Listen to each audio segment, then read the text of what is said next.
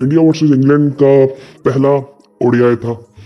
और यार मुझे ना बहुत ही अजीब लगा, मतलब इंडिया जीती है। इंडिया को स्टार्ट अच्छा नहीं मिला था बैटिंग में, बट इंडिया जीती। इंग्लैंड को स्टार्ट अच्छा मिला बैटिंग में, बट इंग्लैंड हारी।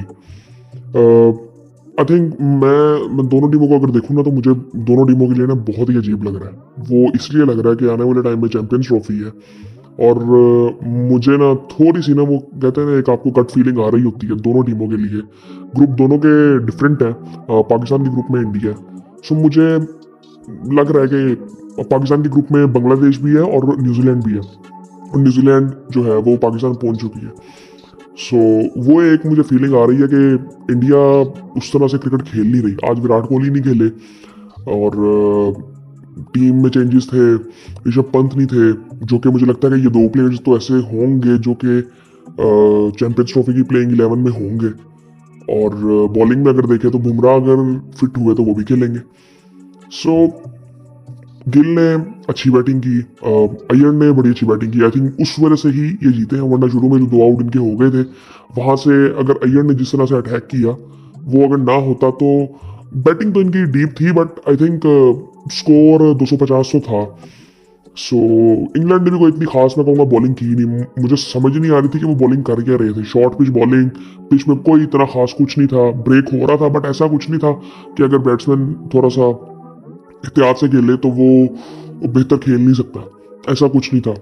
प्रॉपर एक विकेट थी जो कि बैटिंग को सपोर्ट कर रही थी। और आई थिंक यहाँ पे 300 किया जा सकता था इंग्लैंड की तरफ से, और उनको जिस तरह का स्टार्ट मिल गया था। सो पहले स्कोर कार्ड मैं आपको बताता हूँ, फिर उसके बाद बात करते हैं। इंग्लैंड ने पहले बैटिंग की, और फिल सॉल्ट और डकिट ने ओपन किया, जो कि टी20 में भी ये करते हैं। और मुझे ना इनकी एक दो चीज़ें बड़ी अजीब लग रही हैं कि इनकी तीनों टीमों में बहुत से प्लेयर्स ऐसे हैं कि जो तीनों फॉर्मेट खेल रहे हैं, जिस तरह ब्राइडन कार्ड्स। मुझे समझ नहीं आ रही, इनको ये चीज़ करनी पड़ेगी कि इनको, अगर ये मॉडर्न डे क्रिकेट की बात करते हैं और बेसबॉल की बात करते हैं, तो इनको तो टी20 की टीम ही अलग बनानी चाहिए थी, जो कि इंडिया ने कर ली है।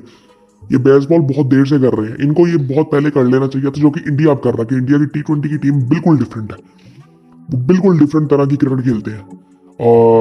आप टेस्ट की टीम भी काफ़ी हद तक डिफरेंट लगती है, बट टेस्ट और ओडीआई काफ़ी हद तक सिमिलर भी हैं। सो क्योंकि उसमें आई थिंक ये उस तरह की क्रिकेट खेल रहे होते हैं, क्योंकि अगर आप ओडीआई इनकी देखो तो आज इन्होंने 40 ओवर से पहले चेस किया। सो ये टेस्ट में भी इस तरह की क्रिकेट खेलते हैं कि हम वहाँ पे तेज भी खेल सकें, और अगर डिफेंस की ज़रूरत है तो वो भी हम कर सकें। तो वो दोनों चीज़ें वहाँ पे भी रखते हैं। सो ये चीज़ आई थिंक इंग्लैंड को भी करनी चाहिए थी।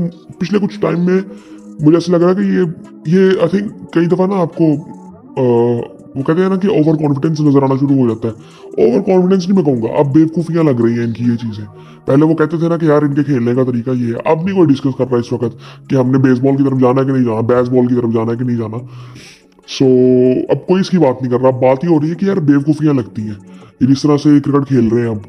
सो खैर, डकिट और साल्ट ने ओपन किया, और बड़ी अच्छी इनकी पार्टनरशिप जा रही थी, और अच्छा खेल रहे थे। साल्ट क्या कहते हैं, वो रन आउट हुए जिनमें उनकी अपनी गलती थी, वो रन नहीं था। 43 रन उन्होंने बनाए, 43, 26 बॉलों में 5 चौके 3 छक्के उन्होंने लगाए। और वो अटैक कर रहे थे, 165 का स्ट्राइक रेट था। डकिट ने 29 बॉलों में 32 रन बनाए और 6 चौके लगाए। 110 का स्ट्राइक रेट उनका भी था। फिर उनके बाद आते हैं जो रूट, और जिनको जडेजा आउट करते हैं, एलबीडब्ल्यू, जो कि डिसेंट खेल रहे थे आई थिंक। जो एक अलार्मिंग चीज़ मुझे नजर आती है, वो हैरी ब्रूक रन नहीं कर रहे, और बड़ी इंपॉर्टेंट उनकी जो पोजीशन है टीम में वो है, वो चौथे नंबर पे आते हैं और वो उस तरह से रन नहीं करते।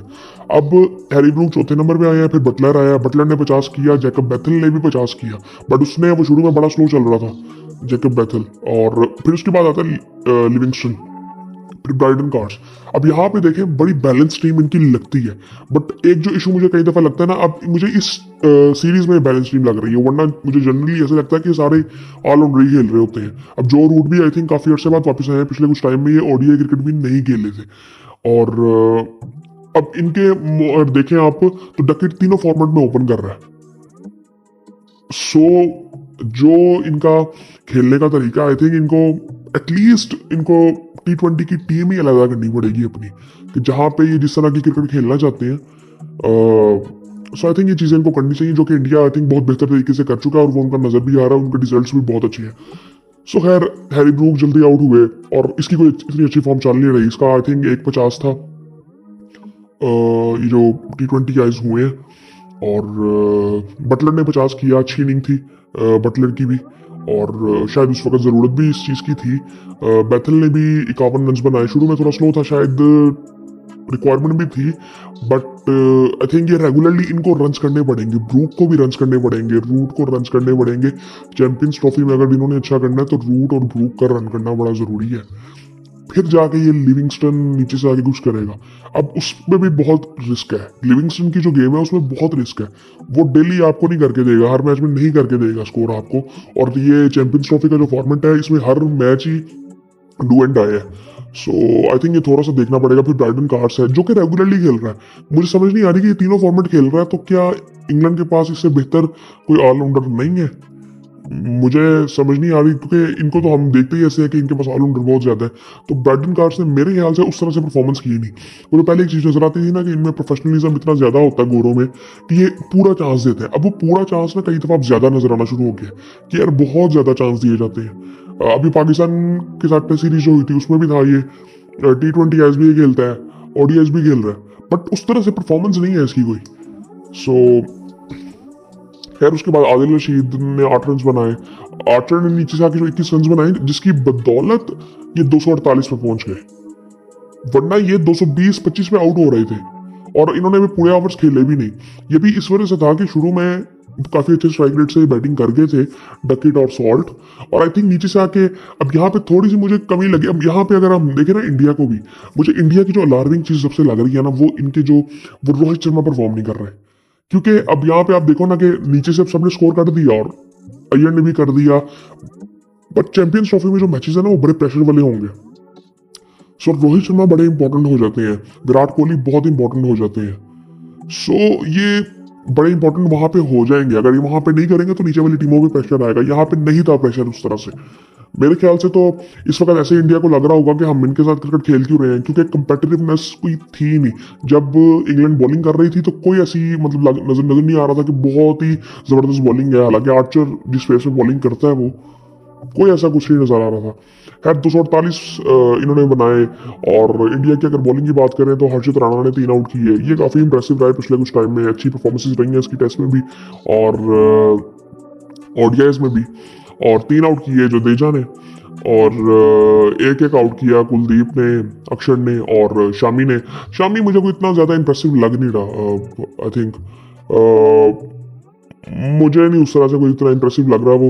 और एक आउट तो किया उसने बट इतना कोई इंप्रेसिव नहीं था वो। उसके बाद जब इंडिया बैटिंग के लिए आता है तो जायसवाल रोहित ओपन करते हैं। रोहित शर्मा फिर 2 रन बना के आउट हो जाता है। महमूद उनको आउट करते हैं, साकिब महमूद। और बिल्कुल ही आई थिंक वो ऐसे नजर आ रहा है कि बिल्कुल ही आउट ऑफ फॉर्म है। अब वो एक तरह से मिडल तो हुआ था बट वो इतना वो ऐसा ऐसे जैसे बैलेंस लूज हो गया है और बिल्कुल ही यहाँ सर्कल के अंदर ही कैच हो गया था। सो वो आई थिंक ये इस तरह तब भी होता है जब बंदा आउट ऑफ फॉर्म में पूरी तरह से हो। सो उनके साथ है वही चीज हुई। जायसवाल को अच्छा बॉल पड़ गया था आर्चर का, अच्छी पेस पे था। 15 रन उन्होंने बनाए 22 बॉलों में। और फिर उसके बाद शुभमन गिल और अय्यर की बैटिंग जबरदस्त थी। दोनों ने बैटिंग बड़ी जबरदस्त की। शुभमन गिल एंकर कर रहे थे और अय्यर ने जिस तरह की बैटिंग की 36 बॉलों में उसने 59 रन बनाए। जबरदस्त था। 163 का स्ट्राइक रेट था उसका और 9 चौके 2 छक्के उसने लगाए। बड़ी जबरदस्त उसने बैटिंग की और शॉट्स भी कुछ बड़े जबरदस्त थे। और उसके बाद अगर देखें तो अक्षर पटेल उसके बाद आ गया था, जल्दी आ जाया था। 5वें नंबर पे खेला आज वो। 52 रन उसने बनाए 47 बॉलों में। सो आई थिंक ये बड़ी जबरदस्त चीज है कि अक्षर पटेल जिस तरह से उनको रन करके दे रहे हैं ना। आई थिंक जडेजा का भी आखिरी टूर्नामेंट होगा तो उसके बाद जडेजा को मतलब पूरी एक ऑलराउंडर की रिप्लेसमेंट मिल रही थी अक्षर पटेल, जिसको आई थिंक काफी अर्से से जगह मिल नहीं रही थी। काफी पुराने हैं ये भी कोई इतने मतलब ये नहीं है कि अभी आए हैं। ये रेगुलरली क्रिकेट खेल रहे हैं, IPL खेलते रहे हैं। सो आई थिंक बहुत जबरदस्त। उसके बाद KL राहुल थे, फिर हार्दिक पांड्या थे, फिर जडेजा थे। सो जिन सब की बैटिंग आई, KL राहुल भी जल्दी आउट हो गए थे और हार्दिक पांड्या नॉट आउट थे 9 रन बना के। जडेजा 12 रन बना के नॉट आउट थे। फिर उसके बाद हर्षित राणा वगैरह ने आना था, फिर वो टेल थी। और खैर ओवरऑल अगर देखें तो अब इनकी बैटिंग में जडेजा 8वें नंबर पे आ रहा है। सो वो 3 प्रॉपर बॉलर हैं। सो ये एक अच्छी चीज़ है कि इनकी जो प्रॉपर 8 बैट्समैन है, मैं इनको बैट्समैन नहीं कहूँगा, ये ऐसा बिल्कुल नहीं था कि जी बॉलिंग ऑलराउंडर्स हैं, नहीं, प्रॉपर बैट्समैन है ये, और वो इनमें नजर आता है। बट मैं ये देखना चाहूंगा, मेरे ख्याल से अब ये पहला जीत गए हैं, दूसरा भी अगर मे भी इसी टीम के साथ जाएं, तीसरे में आई थिंक ये ट्राई करेंगे कि हम अपनी वो टीम खिलाएं जो कि हमने चैंपियंस ट्रॉफी में खिलानी है। मे भी ऐसा ना हो, बट आई थिंक करना तो इनको चाहिए क्योंकि इनको प्रैक्टिस की तो ज़रूरत है। अब इन्होंने क्या कहते हैं, दुबई में जाना है, इसके बाद वहाँ पे स्पिनर्स को हेल्प मिलेगी, तो स्पिनर्स कौन डालेंगे ये। अब चक्रवर्ती आई थिंक स्क्वाड में तो है, एक दो स्पिनर कुलदीप भी है, जडेजा भी है। सो आई थिंक इंटरेस्टिंग होगा कि ये अपनी प्लेइंग 11 वो क्या बनाते हैं जो कि इन्होंने चैंपियंस ट्रॉफी में खिलानी है। आई थिंक बहुत ज़बरदस्त होगा जब ये पिछले अगले 2 दिन मैचेस में नजर आएगा हमें। जो दूसरे मैच में तो मुझे लग नहीं रहा कि कोई चेंज ये शायद करेंगे, मे भी शामी की जगह पे किसी और को लें, बट देखते हैं। यार इंग्लैंड की बॉलिंग की अगर बात करें तो आर्चर ने 1 आउट किया है और साकिब महमूद ने 2 आउट किए हैं, बट एक्सपेंसिव थे काफ़ी। 7 की इकोनॉमी से उन्होंने रन दिए, 47 रन दिए, 7 ओवर तकरीबन किए हैं उन्होंने। आदिल रशीद ने 10 ओवरों में 49 रन, 2 आउट किए। और इनकी तो बॉलिंग का आज कुछ भी नहीं थी, इंग्लैंड ने कोई ज़बरदस्त बॉलिंग नहीं की, बहुत गंदी बॉलिंग कर रहे थे। और शॉर्ट बॉलिंग उन्होंने जब शुरू की थी, स्पेशली जब आर्चर ने भी बॉलिंग शुरू की, तो वो भी मार खा रहा था। सो आई थिंक बस यही थी आज की सिचुएशन। और मुझे ना थोड़ा सा ना, मुझे इंडिया की तरफ से भी कोई इतना कॉन्फिडेंस अभी आया नहीं है कि वो एक होती है ना, एक फीलिंग आपको आती है कि यार ठीक है, बट उतनी कॉन्फिडेंट टीम नजर आती नहीं है क्योंकि इनका कैप्टन परफॉर्म नहीं कर रहा, रोहित शर्मा उस तरह से परफॉर्म नहीं कर रहे काफ़ी अरसे से। सो उनके साथ ये रियल फॉर्म के इश्यूज हैं, और मे भी उनका आखिरी टूर्नामेंट भी है आईसीसी का। सो इनका भी है, जडेजा का भी हो सकता है और विराट कोहली का भी हो सकता है। सो आई थिंक इंटरेस्टिंग होगा दोनों के लिए। और बाकी आई थिंक देखते हैं कि फिर आगे किस तरह लेके चलते हैं। वैसे वो इतना इंटरेस्टिंग मुझे मैच लगा नहीं आज, बिल्कुल ही वन साइडेड भी नहीं था, बट इतना ज़्यादा इंटरेस्टिंग भी नहीं था। आई थिंक 300 रन यहाँ पे हो सकते थे, 300 प्लस रन हो सकते थे, इस तरह से इंग्लैंड को स्टार्ट मिला था। इंग्लैंड का आज के मैच में तो सीधा सीधा नजर आया कि वो जो रूट और हैरी ब्रूक ने रन नहीं किए, इनको रन करने चाहिए थे। और अब लेकिन वही फिर बात आ जाती है ना कि अगर इन्होंने रन नहीं किए तो बटलर को लंबी इनिंग खेलनी चाहिए थी। बाबर नजूस ने किए थे, उसको वहां से लंबा खींचना चाहिए था, बैथल को भी लंबा खींचना चाहिए था, तो वो फिर आउट हुए ना, तो फिर इनके एकदम ही आउट होते हैं। सो आई थिंक ये सूरत हाल थी। बाकी फिर देखते हैं कि आने वाले टाइम में क्या होता है। और काफ़ी चीज़ें हो रही हैं पाकिस्तान में भी। आई थिंक न्यूजीलैंड की टीम पहुंच गई हुई है, कजाफी स्टेडियम कंप्लीट हो चुका है, बड़ी ज़बरदस्त बिल्डिंग लग रही है, स्टेडियम बड़ा ज़बरदस्त लग रहा है।